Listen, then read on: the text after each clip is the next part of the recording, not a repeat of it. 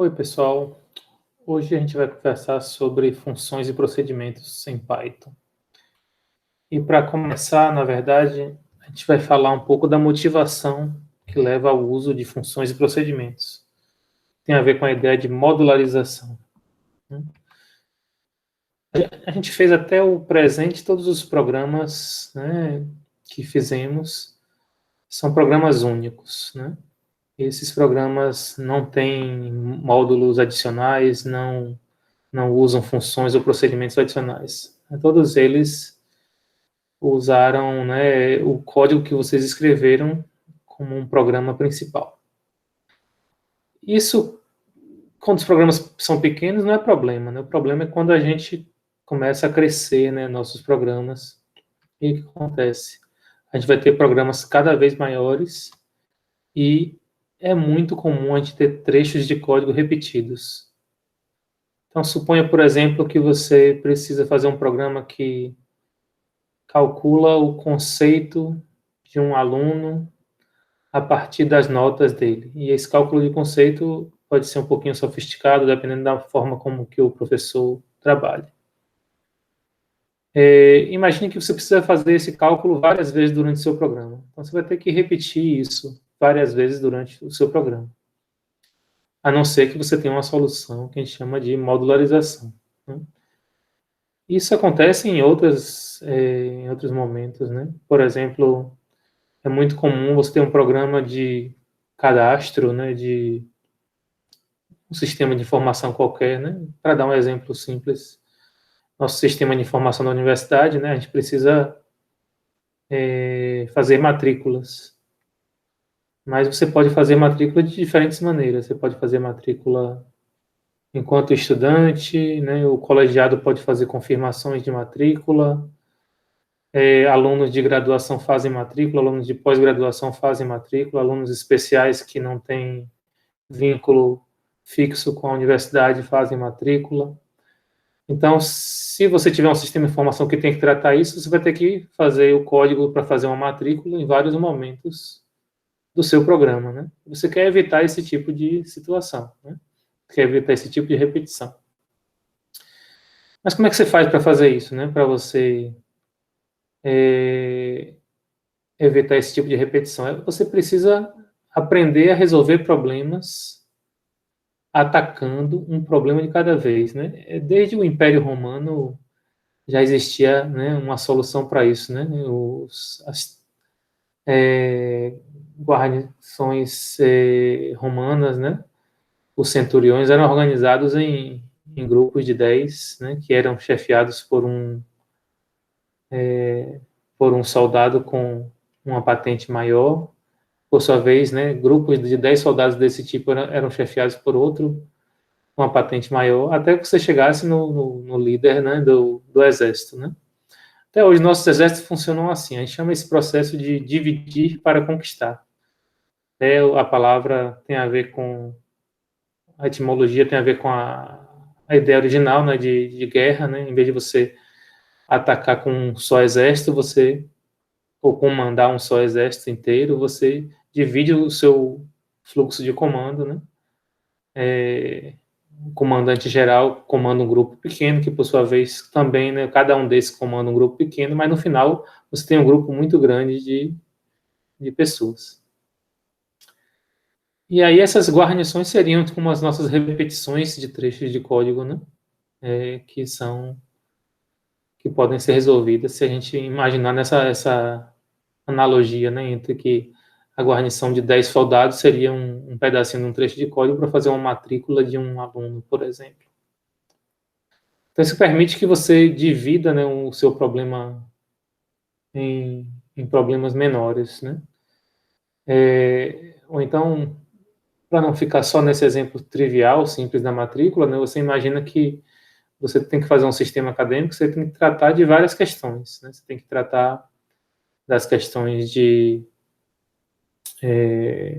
por exemplo, de cadastrar alunos, de cadastrar disciplinas, de oferecer turmas para um dado período letivo, turmas de disciplinas, de matricular alunos em disciplinas, de registrar notas dos alunos em disciplinas, no histórico escolar. Então, tudo isso são parte de um problema maior, que é gerenciar a vida de estudantes numa instituição de ensino. Então, imagine então que se você organizar, né, teu programa, né, teu sistema em partes menores, né, e dividir para conquistar, né, fazer uma parte cuidar do histórico, fazer uma parte cuidar da matrícula, fazer uma parte cuidar do cadastro de disciplinas, outra parte cuidar do cadastro de alunos. Seu programa vai ficar mais fácil de entender, né? Então você vai ter subproblemas menores, mais tratáveis. E às vezes você faz o subproblema do subproblema, né? Então, se o seu problema é muito complexo, você divide ainda em partes ainda menores, até você achar a parte que tem um tamanho suficiente, né, para que a compreensão seja simples. Enfim, essa é a ideia, né? A gente evita repetições, então, através, né, dessa divisão do nosso código em partes menores, né, chamadas de módulos, e a gente chama esse processo todo de modularização. Isso é uma coisa bem típica de programação, que se usa o tempo todo, na vida de todos os sistemas. A gente não faz praticamente sistemas sem modularizar. É muito raro, certo? No passado, não existia nem muito esse conceito, né, de modularização, né? Essa coisa foi surgindo à medida que as linguagens foram ganhando estrutura. Então, à medida que as linguagens ganharam estrutura, foram criadas a ideia de subprogramas ou módulos, né? Bom, a modularização é também implementável em várias linguagens de programação. E Python é uma delas e não é diferente, né? É possível fazer módulos de código em Python que fazem uma tarefa específica, né? Em Python, o nome que se dá para esse módulo é função. É o nome mais comum. Em computação, de modo geral, a gente fala de duas coisas um pouco similares, mas com alguma diferença, que são as funções e os procedimentos. Mas todos eles são subprogramas, né? São pedaços de código que têm uma funcionalidade específica, fazem algo, né, específico que o usuário quer e que podem ser reaproveitados e utilizados e chamados, né, quando conveniente. As funções, diferente do procedimento, elas retornam valores, então aí vocês imaginam funções, como no contexto de funções matemáticas, né, você tem uma função y é igual a f de x, né? Então, quando você apresenta um valor de x para a tua função, você retorna um valor y. Né? Então, quando você faz y é igual a x ao quadrado, se você bota o valor 2, o valor de y vai ser 4. Então, o retorno da função quadrática vai ser 4, nesse caso, né? Isso vale não só para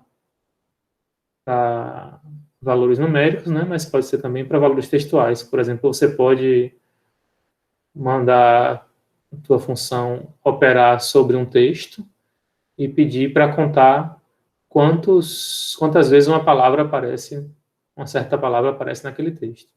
Então, o retorno da função poderia ser, por exemplo, o número de vezes que a palavra aparece.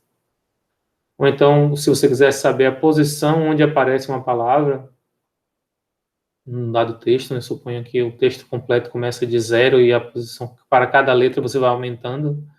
Então, você pode dizer que a posição do texto pode ser encontrada quando você faz uma busca de uma palavra no texto. Funções, então, permitem esse tipo de, de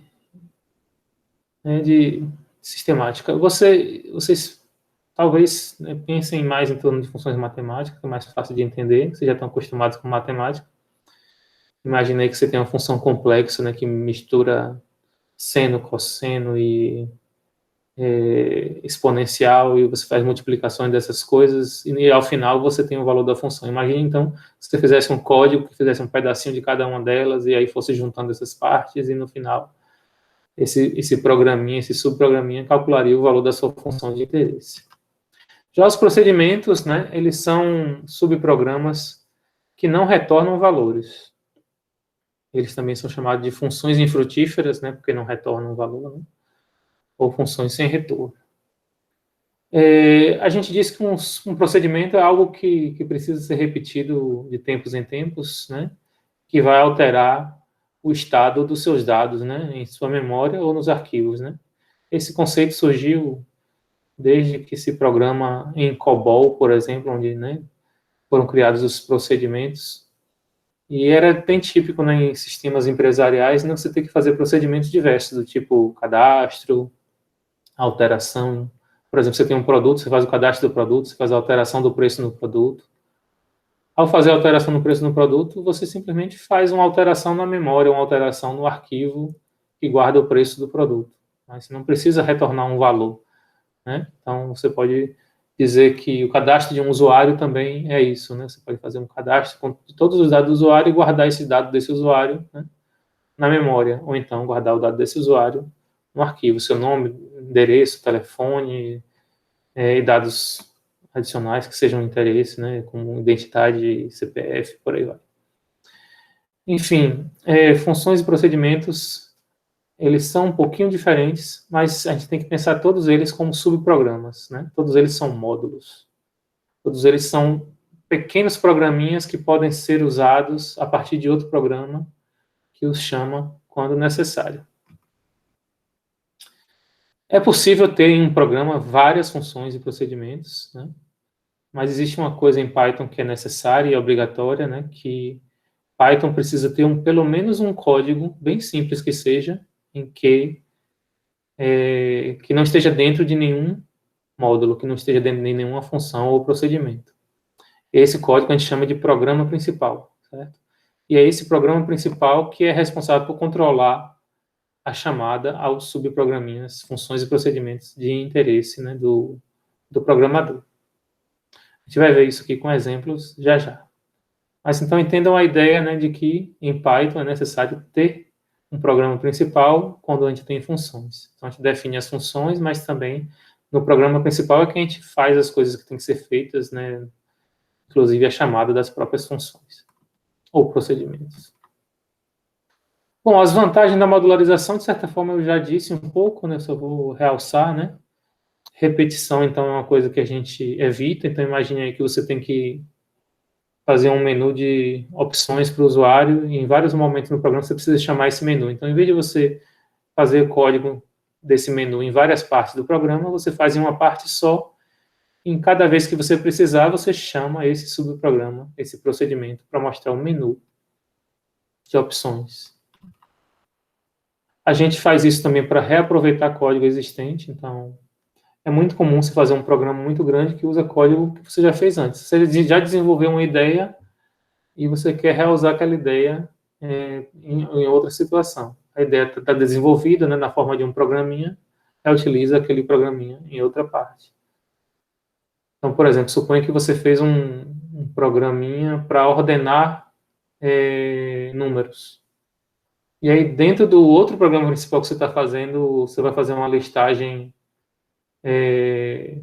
digamos, de uma lista de estudantes que são ordenados, que a gente quer que seja ordenado por número de matrícula. Então, número de matrícula é um número, você já fez um programinha que faz a ordenação de números, então, em vez de você ter que fazer todo o código de novo para ordenar, né, os alunos por número de matrícula, você simplesmente faz uma chamada para uma função ou um procedimento que faça essa ordenação. A gente vai ver isso, talvez a gente não veja isso em uma situação dessa de ordenação nesse momento, mas a gente vai ver isso ainda nessa disciplina. Bom, outra coisa é que se seu código está organizado em módulos, você consegue entender melhor os pedacinhos, as partes. Então, imagina da mesma forma que um carro, né? O motor de um carro não é uma coisa monolítica, você tem vários pedaços, cada um com funcionalidade diferente. Não só o motor, né, mas todo o carro, né? Por exemplo, as rodas têm uma funcionalidade específica, nos pneus outra, o eixo tem uma funcionalidade, o chassi tem outra, né? O motor, parte do motor tem uma funcionalidade, né? Outra parte tem outra funcionalidade. Então, assim, os engenheiros de mecânicos, né, que projetaram um carro conseguem entender melhor, organizar melhor o funcionamento do carro, como também conseguem dar manutenção, facilitar a modificação no carro. Então, por exemplo, um mecânico precisa corrigir alguma coisa no carro e pode tirar uma peça, trocar e colocar outra no lugar. Do mesmo jeito, quando você precisa consertar um código ou alterar um código, né, de um programa que seja muito grande, em vez de você ficar procurando no programa inteiro, você vai direto na função ou no módulo de interesse e faça as suas modificações nesse módulo. Bom, ademais, a gente, né, eu já falei isso, né, a gente organiza o código em partes, né, o programa em partes que podem ser entendidas, né, isoladamente. E, por fim, aliás, mais duas coisas, né, a gente melhora a estruturação do programa, a gente enxerga o programa, né, como uma estrutura, né. Imagine estrutura, quando a gente fala de estrutura de uma casa, né, uma casa tem paredes, tem pilares, tem laje, são partes, né, que fazem a funcionalidade de uma casa. Então, imagina que você faz vários pequenos programinhas que são organizados, né, né, fazendo coisas diferentes, como eu dei o exemplo, né, fazer matrícula, registrar no histórico, cadastrar um aluno, cadastrar uma disciplina, ofertar uma turma. Então, se a gente faz essas coisas, né, separadas, a gente tem uma estrutura melhor do programa que é mais fácil de entender e mais fácil também de modificar. Como eu disse, né, já facilita o entendimento do programa. Enfim, essas são as ideias principais, né, talvez ainda esteja num pouco teórico, né, essa percepção de vocês ainda, né, estou falando de maneira um pouco geral aqui de funções e procedimentos, de módulos de modo geral, mas depois eu vou entrar, né, logo no próximo vídeo com alguns exemplos.